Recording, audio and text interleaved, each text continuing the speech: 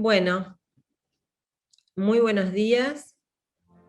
Hoy tenemos el honor de conversar con el doctor Conrado Franco Baroto, quien fue designado en el mes de marzo socio honorario del Centro Argentino de Ingenieros por la Comisión Directiva. Le voy a dar la palabra al ingeniero Pablo Bereciartúa, quien es presidente del centro, para que dialogue con Conrado. Muchas gracias, Verónica. Buenos días a todos. Buenos días, Conrado. Es para mí un gusto y un verdadero placer participar de este acto que lo hacemos de manera virtual, que significa la incorporación de una figura de la Argentina como es el doctor Conrado Baroto como socio honorario del Centro Argentino de Ingenieros. Ahora seguramente vamos a pasar a tener una conversación con él, pero si bien muchos lo conocemos, quiero destacar algunos aspectos de su trayectoria. Conrado es italiano por nacimiento, desde muy chico emigró, podemos decir, a la Argentina y creció y se desarrolló, estudió en nuestro país, es licenciado en física por el Instituto Balseiro y luego doctor en física también por el Balseiro. Y tiene luego una larga trayectoria y muy interesante en un ámbito que para nosotros, para el Centro Argentino de Ingenieros, pero también para el país es central, que es cómo desarrollar tecnología y cómo hacerlo de tal manera de que esa tecnología se transforme en empleo, en creación de riqueza, en inserción en el mundo, cómo generar en definitiva aspectos que hacen al desarrollo real de un país en el siglo XXI. Él ha sido varias veces reconocido, tiene múltiples premios, yo voy a destacar algunos de ellos. Es académico honorario de la Academia Nacional de Ciencias de Buenos Aires, de la Academia Nacional de Ciencias de la Argentina. También tiene algunos títulos de doctor honoris causa, como en la Universidad Nacional de San Martín, en la Universidad Tecnológica Nacional. Es también, y creo que es un mérito muy destacado a mencionar, investigador de la Nación, que es un título consagratorio que da la Argentina a personalidades en el ámbito de la investigación, y Conrado tiene esa distinción desde hace algunos años. Y también creo que en el aspecto concreto de su trabajo, él está involucrado con algunas de las iniciativas más interesantes que han habido en la Argentina desarrollando tecnología. Y yo quiero destacar dos. Una de ellas es que Conrado es el fundador y uno de los directivos durante un largo tiempo de la empresa INVAP. Y la empresa INVAP, que todos conocemos, creo, claramente es un ejemplo del potencial de lo que se puede desarrollar desde la Argentina. Ya vamos a hablar, seguro, le voy a hacer algunas preguntas en este sentido, pero creo que el INVAP es ciertamente un punto muy destacado y Conrado está en el origen de esa iniciativa y en el desarrollo y el crecimiento de esa iniciativa. Y también ha tenido y sigue teniendo un rol muy activo en la CONAE. Primero como presidente de la CONAE a mediados de los años 90, entre el año 94 y 96, y de allí en más en múltiples lugares, y actualmente como asesor de la Comisión Nacional de Actividades Espaciales desde el año 2018 hasta el presente.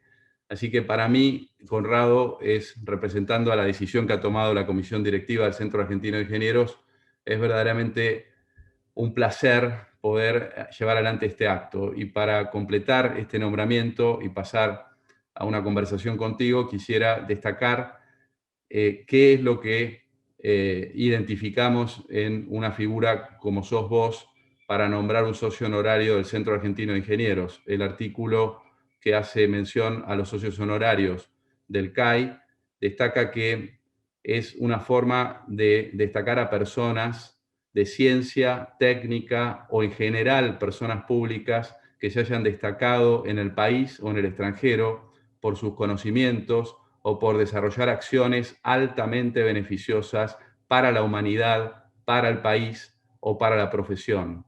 Y esta designación que estamos haciendo en este acto es de orden vitalicio, sin cargo y sin mediar solicitud por parte del causante.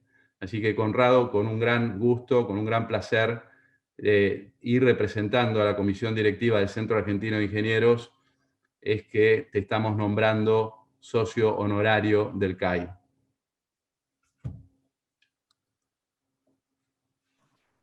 Muchísimas gracias. Bueno, yo quisiera, si te parece bien, Conrado, pasar a tener contigo una breve conversación. Lo primero que me gustaría preguntarte, habiendo hecho esta introducción tuya, es ¿qué es para vos la ingeniería? Es una linda pregunta y, digamos, puede tener muchas definiciones. Hoy día creo que no tiene definición porque abarca todo. ¿Por qué digo que puede tener muchas definiciones? Porque yo recuerdo que en mis inicios, uno de los libros de física que usé, que me encantaba, realmente me encantaba, por más que era un poquito antiguo, era uno de Peruca.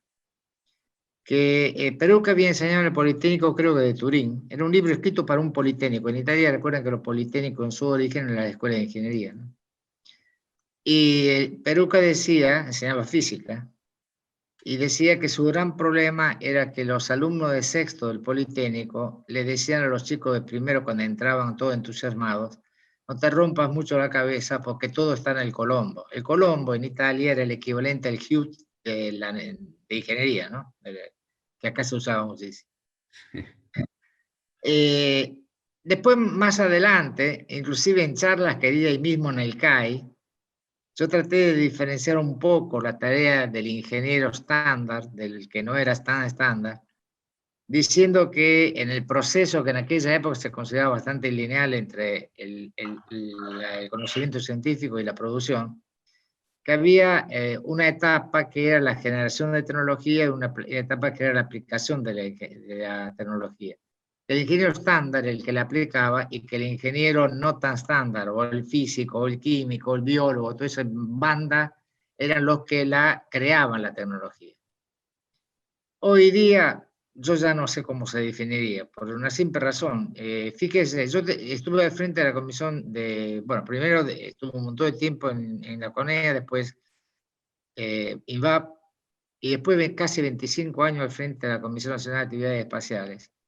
Y la mayoría de los profesionales que tuve, por ejemplo, en la parte de actividades espaciales, eran ingenieros. Tuve mucho menos físicos que los que tuve en INVAP.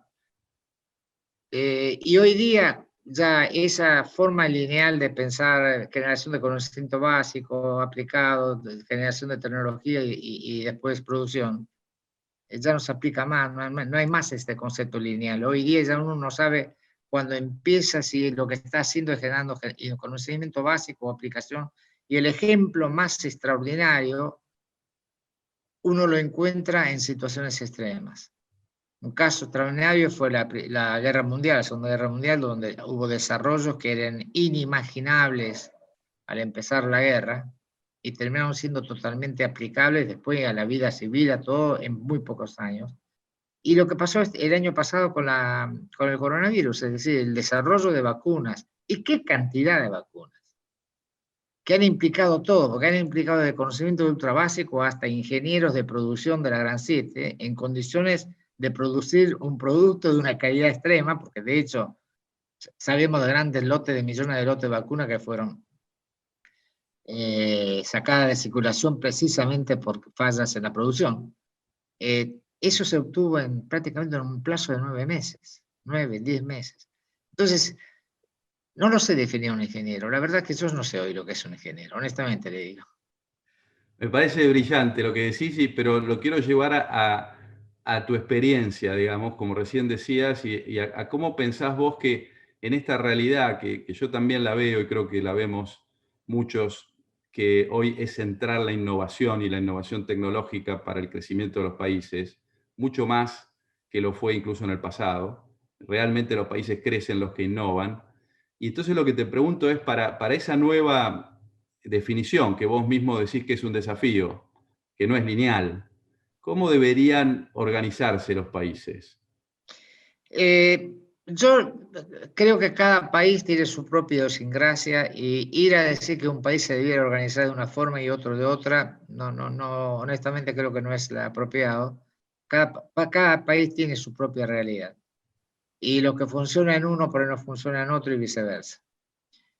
Un defecto que nosotros solemos tener es que en vez de mirar lo que hicieron otros y después pensar de ahí qué ideas puedo sacar para mi país, muchas veces lo que hacemos es queremos copiar. Y ahí es donde sonamos. Ahora, si yo quiero hablar de la Argentina, yo voy a hablar con mucha franqueza. Yo tengo un dolor muy grande, porque yo vine a la Argentina y mis padres me trajeron a un país que era de futuro y de esperanza. Era la Argentina del posguerra. Mi padre pudo elegir en su momento ir a Estados Unidos, Australia o Argentina. Eligió Argentina, así que hubo un motivo para eso.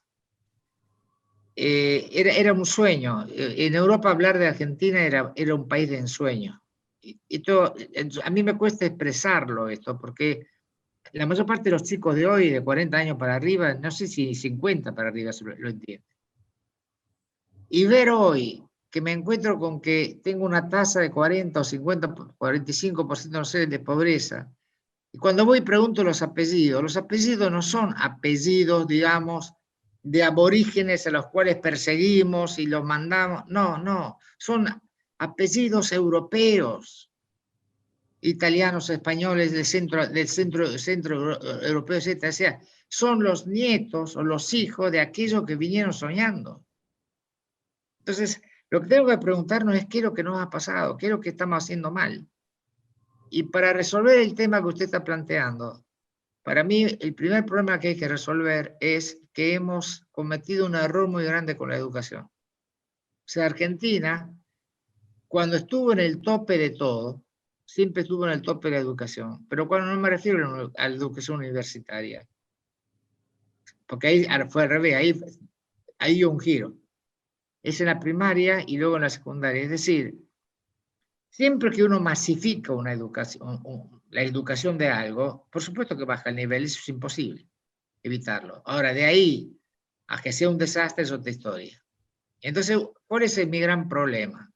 El gran problema que yo veo en la Argentina es que hay un montón de docentes con una vocación terrible, pero están totalmente envueltos, digamos, frenados por algunos que han introducido un concepto que para mí es lo más dañino que hay, y es que el docente es un educador, no es un trabajador de la educación. Bueno, eso gracias a Dios, a pesar de que tal vez se repita la palabra, a nivel universitario no ha ocurrido. O sea, si uno mira el nivel universitario nuestro, y particularmente el técnico, digamos, tiene un nivel altísimo y cada vez, por alguna razón, es todavía más alto. Será porque interactuamos más con afuera. Digamos, es todo un estudio para hacer. Lo que a mí me preocupa es que si nuestra educación primaria y secundaria nos deja ese concepto de que soy trabajador de educación y vuelvo a pensar que soy educador, es muy probable que no podamos seguir alimentando el nivel superior que mantiene un alto nivel. Y entonces vamos a tener que inventar algo muy diferente a otros países, muy diferente porque nos vamos a quedar muy atrás. Para mí este es el problema central.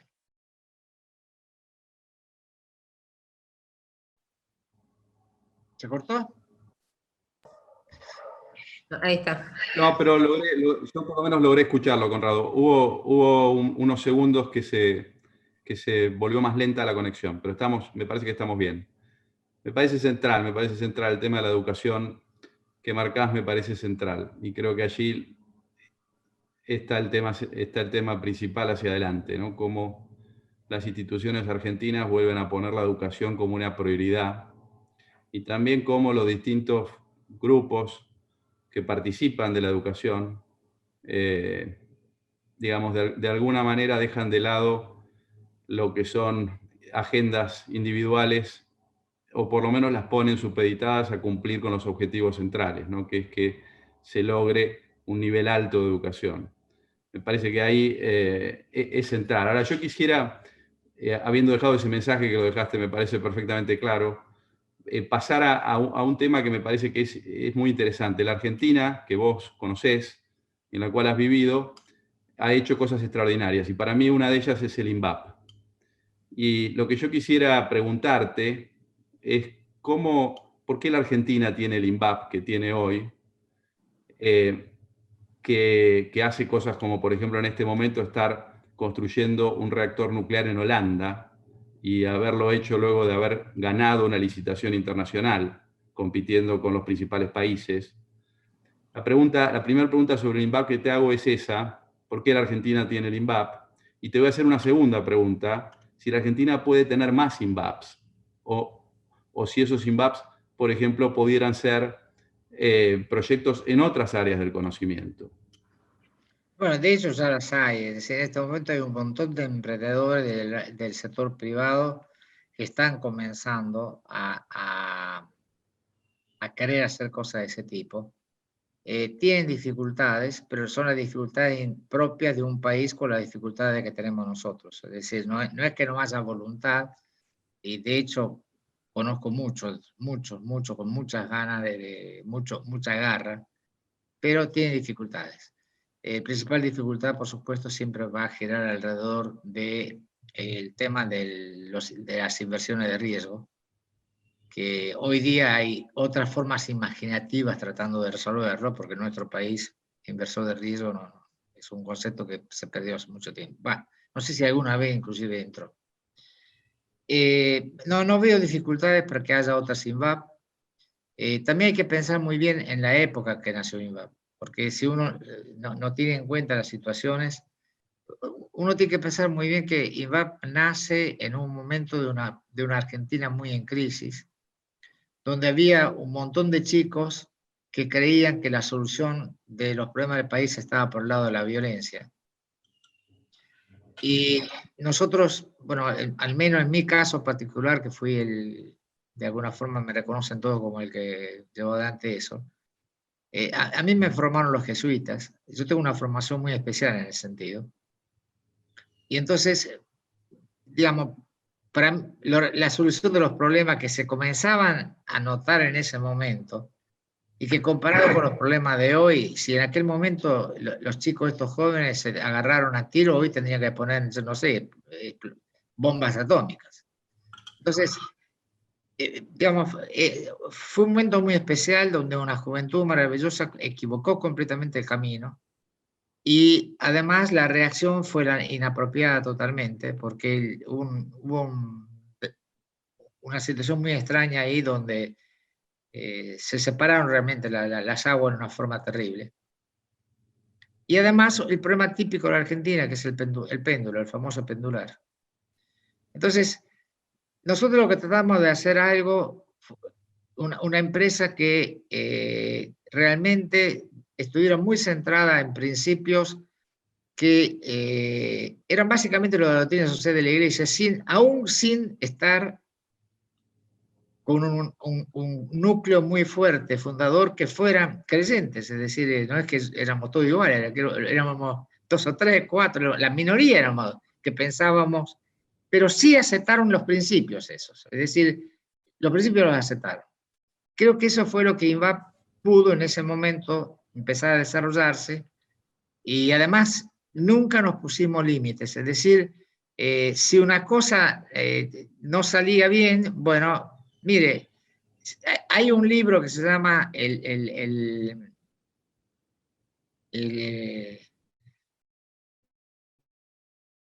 liderazgo al estilo de los jesuitas. Bueno, en realidad el nombre en inglés es un poco diferente, pero es muy interesante, porque es un libro escrito hace unos años por un gran capo de un banco, de una banca americana muy grande, que él había sido seminarista jesuita, ¿no? Y siempre recuerdo que Cacho Otegui, pobre, que falleció hace poco, que fue el que me sucedió en INVAP, un día vino y me dijo: yo no sé, dice, ¿para qué te pregunto muchas veces cosas cuando está todo en este libro? Yo nunca lo había leído el libro, honestamente. Cuando lo leo me di cuenta que realmente eso es lo que yo había aprendido y es lo que habíamos aplicado a la empresa. Y creo que más o menos esas cosas se siguen manteniendo. Entonces, es muy importante en este tipo de empresas cuáles son, digamos, el leitmotiv, o sea, los ideales de los que la fundan. Yo encuentro hoy día un montón de chicos que tienen ideales muy, muy lindos en cuanto a que quieren desarrollar tecnología, que la quieren para el país, que quieren para que los pibes del país tengan laburo. O sea, uno nota que hay el fervor, no es que ese fervor no falte. Así que es lo que le decía antes, para hacer ese tipo de emprendimiento usted necesita chicos formados, los chicos formados, nuestro sistema de nivel superior, de enseñanza superior, gracias a Dios, no solamente lo mantiene, sino que lo está creciendo. Está, digamos, realmente se notan cosas.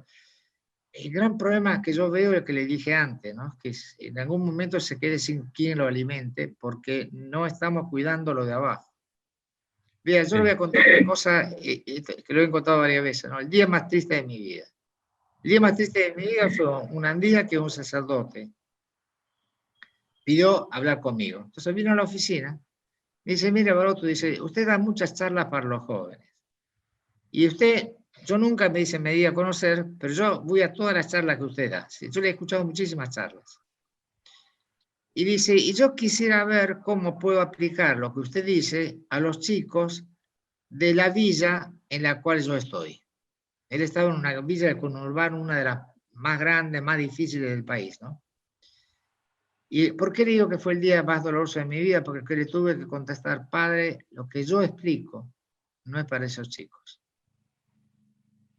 Entonces, cuando uno llega a esa situación, tiene que ponerse a pensar realmente, poner a Bárbara en remojo, que acá no se trata de colores políticos, se trata de decir, bueno, si alguien que vino del otro lado del océano, porque sus padres pensaron que era un país de futuro y de esperanza, que sigue predicando que es un país de futuro y esperanza, porque para mí lo es, y se encuentra con situaciones de este tipo, bueno, analicemos los errores que hemos cometido y corrijámoslos, y no hay que andar peleándose, esto es una cosa de simplemente, y sabemos los errores, no es que tengamos que inventar mucho, o sea, cada uno, cuando uno hace un examen de conciencia, un simple examen de conciencia, uno se da cuenta de los errores que comete, donde uno toma decisiones por intereses que son particulares, sanos, buenos, no importa, pero que son particulares y no para el bien común.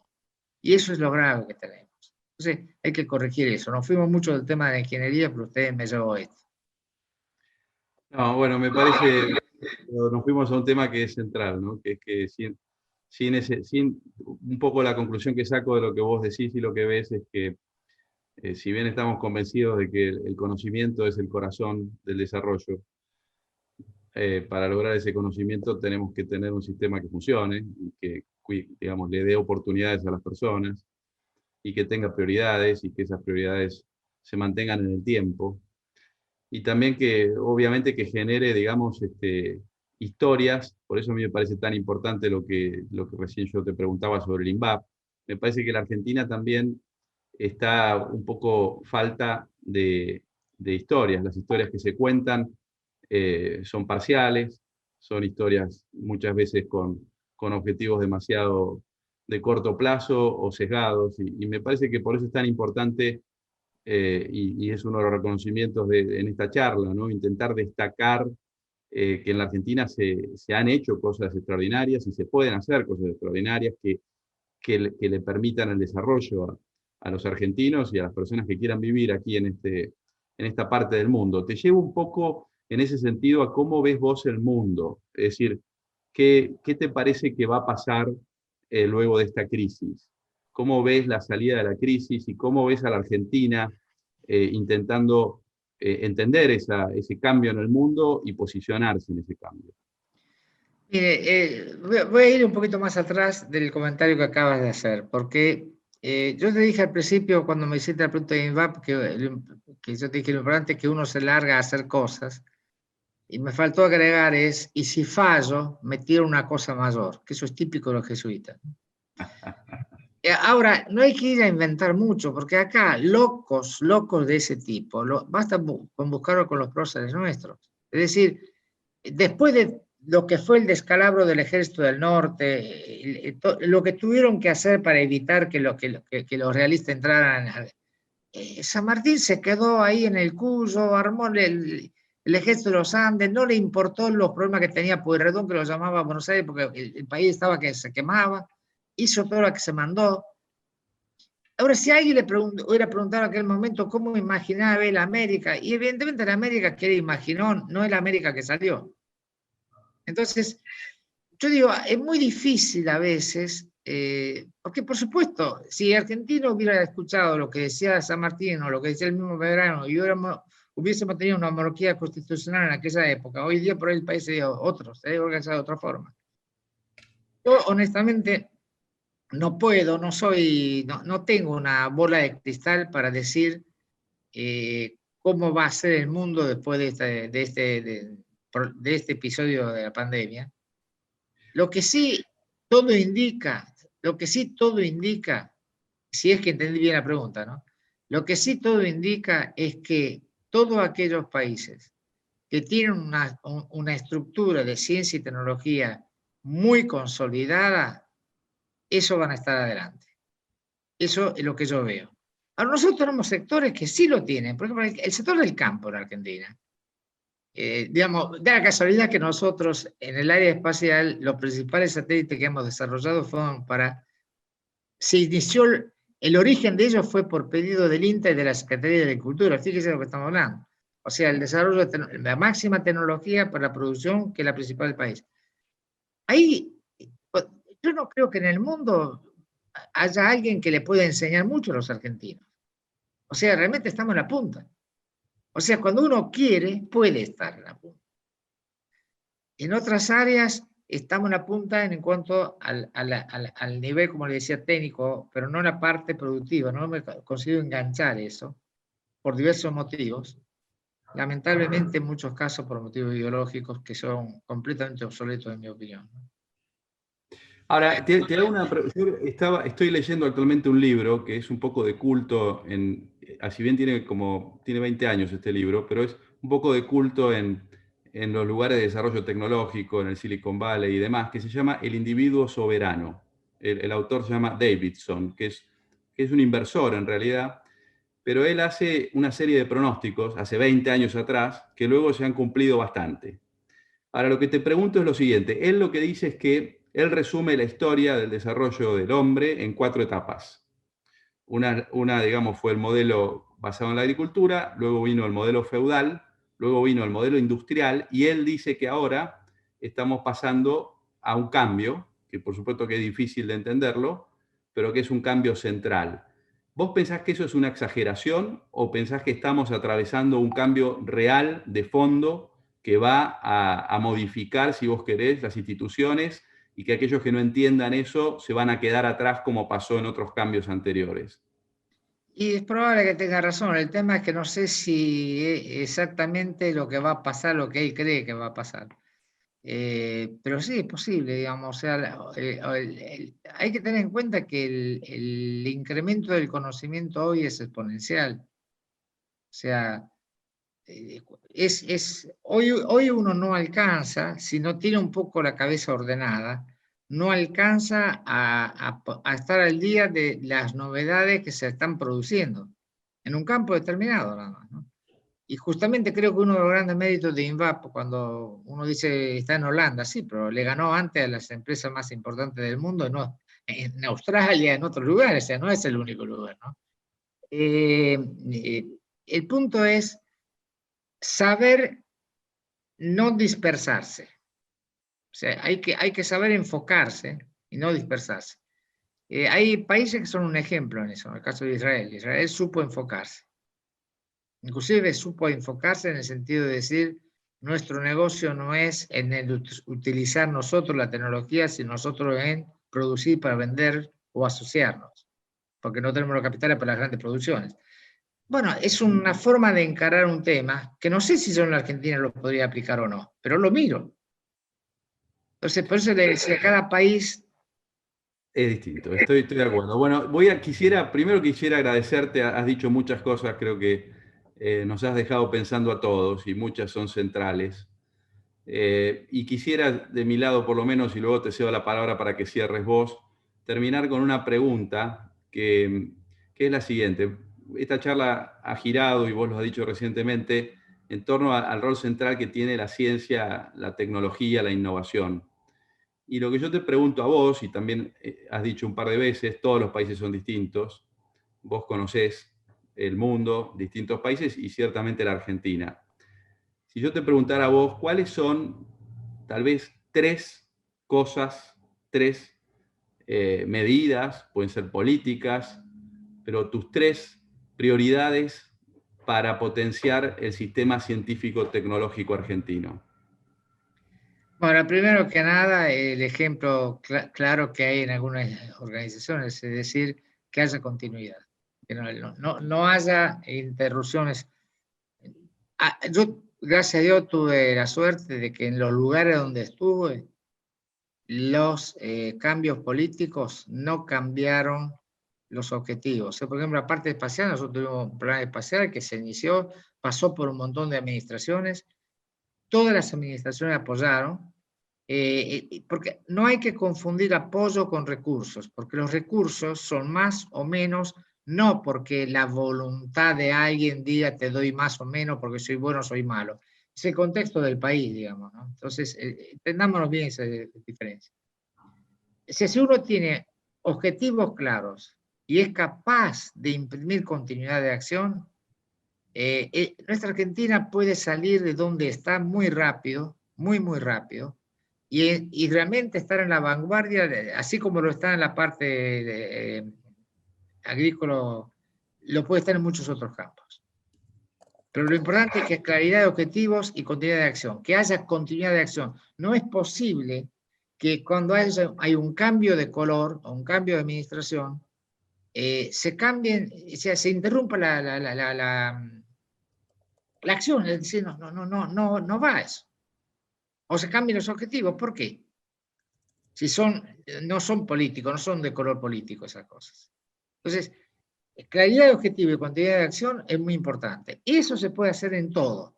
Y se puede hacer en todo, quiere decir en todo, no solamente en ciencia y tecnología, lo podemos hacer en todo. Y de ahí viene, si ustedes me dicen, ¿cómo soñaría yo la Argentina? Yo la soñaría, si me quieren, con un cambio institucional muy importante.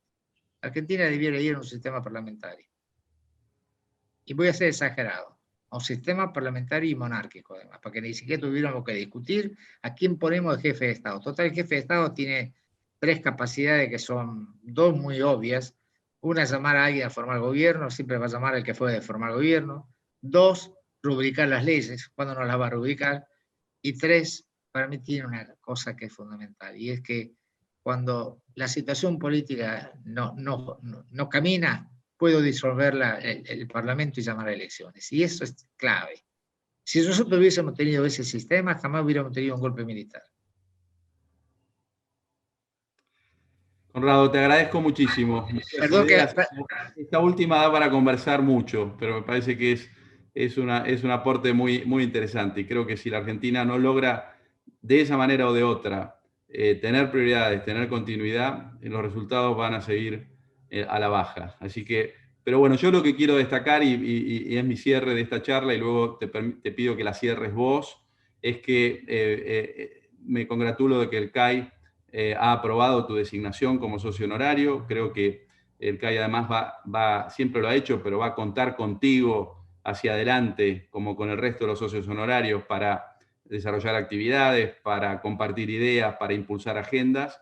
Y me parece que es clave en la Argentina que se destaque el enorme potencial que la Argentina ha tenido y tiene para participar de la agenda global, para innovar, para crear y para incluir, que esa es la forma real de incluir, generando valor, abriendo a las ideas, abriendo a la discusión, sin tenerle miedo a que haya distintas opiniones, como vos mismo creo que lo significás, nos has brindado varias opiniones en estos minutos, y creo que eso solamente enriquece la discusión. La Argentina necesita una discusión mucho más rica y necesita propuestas más concretas y ejemplos.